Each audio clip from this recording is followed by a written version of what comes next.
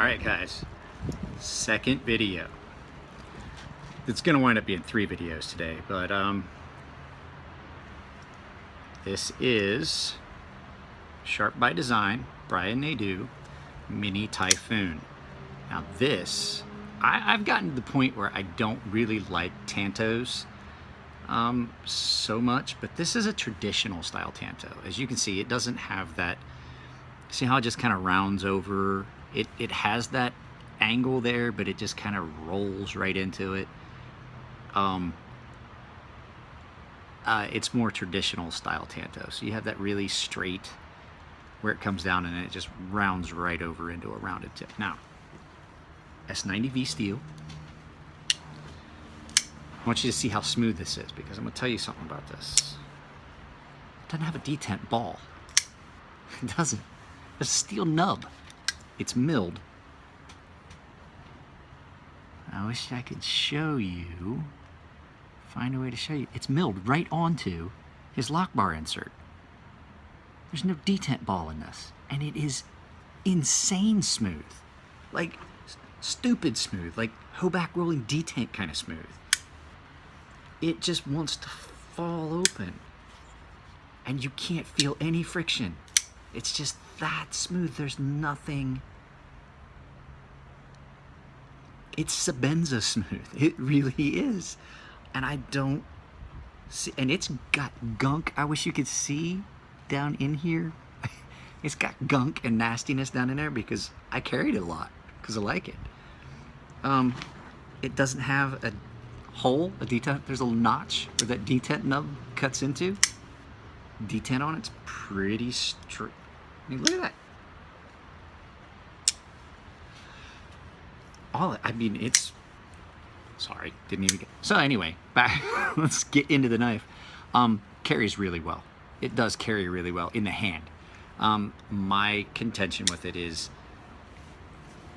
I'm not a fan of the pocket clip. Pocket clip's really tight. Pocket clip's really tight, even in a pair of thin slacks.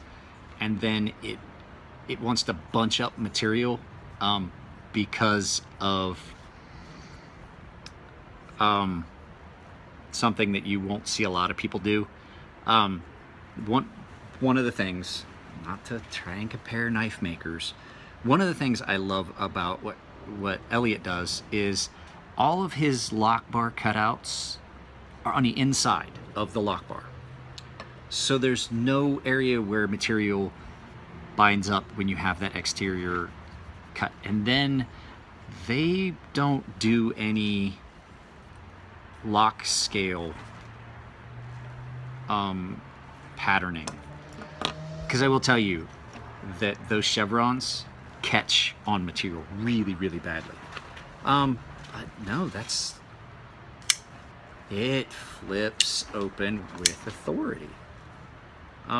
Nice thin blade edge geometry, nice and thin all the way back. It's not real thin blade stock, but it thins out that taper. That blade thins out nice and then thickens up right here at that. You can see that angle right there. It thickens up right there to give you that what a Tanto has, that thicker area right there in the front. Nice swedge grind on the back. Aesthetically, it's a very attractive, nice knife. Now, Chris Williamson will tell you it's too plain Jane. He wants to like get one and color it and things like that. But for me, there's certain things that I like. Just the aesthetics of plainness. Of just plain Sebenza. Now I did turn mine blue, but it's nothing else. I didn't do anything else to it. It's not over the top. Just that elegant simplicity that you get with certain things. It's pretty good on its own. Cuts very well. The weird thing, I can't remember how many knives I've sharpened in S90V. It doesn't feel sharp when I touch it, but the second you cut, And I mean, it's just popping hairs, just slinging them off. So I don't know why it just doesn't feel sharp. I don't know if it's the grain pattern or structure in the steel.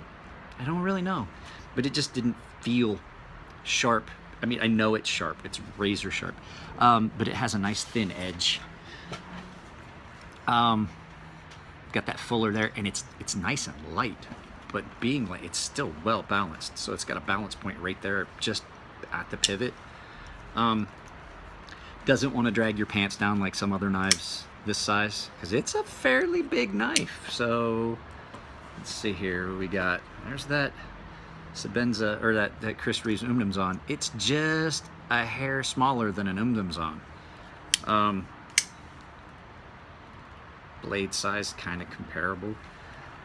Now, you guys that know me know I like a good blade to handle ratio. So this one's got a fairly decent blade to handle ratio. I do like that milled end spacer that screws in. As opposed to having a full backspacer, it's like a backspacer that just ends. It's like an end cap that's in there. I like it and I don't like it.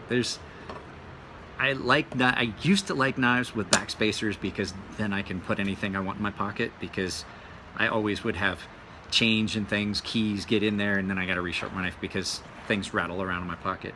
But I've realized that it doesn't happen that often. So what I've done is most of my knives now don't have backspacers. So things like this, I just would carry it in my pocket without anything but soft things.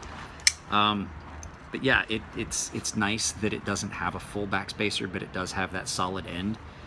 And it gives it a little bit of a counterweight towards the back. Nice blade weight. It's not blade heavy, but it's got enough weight forward that you know where the tip is. If you're doing work with it, you're conscious of where the blade is without having to look down. Cuts like a champ. It is nice and thin. Cuts S90V. Holds an edge really well, it appears. Never owned a knife in this steel. I have sharpened a few, but yeah, it does hold an edge really well. Cut a lot of cardboard. The finish on it, I'm not 100% sure how he finished the blade, but it held up to cardboard and some of the other cutting that I did without really marring it too much. Didn't scratch it at all. Locks up really well. Locks up really well. Now, you can see, you're not going to be able to see because the light's the wrong direction. That's why I'm squinting. I'm looking right, the sun is hitting that back wall. There's a good, yeah, you can kind of see it. There's a good bit of a gap in that, in those areas where the bearings are, so it's easy to clean out. That's one of the nice things. You know, I hear people talking about, oh, you can't, I gotta take my knife apart. Elliot and I were talking about that the other day. I don't take my knives apart. There's some knives that I have to. For the most part, I don't take my knives apart. Now, I will take your knives apart. Are paying me to do it. I haven't done it in a while, but I do have a customer that's asking me for it. I do a spa treatment where I'll take your knife apart, as long as it's not a Microtech. I've stopped doing that. I'm not going to do Microtechs anymore. I'll do my own, but I'm not doing anyone else's. I'm not voiding your warranty. But back to that, if you've got that nice gap in there, there's no reason to need to take your knife apart, because you can clean. I can see daylight all the way around that pivot. There's no need to take it apart. Hit it with some jet spray gum out brake cleaner and then just re-oil it. It's gonna be fine. I just cannot get over how smooth that is without a detent ball. And I mean, if you were to look at it, that's a fairly large nub. That little lip in there is fairly large. I'll see if I can't get a picture of it and edit it in at the end. It's a lot of surface area. I don't know. It's just, it's so smooth for it's so smooth for it not being a ball.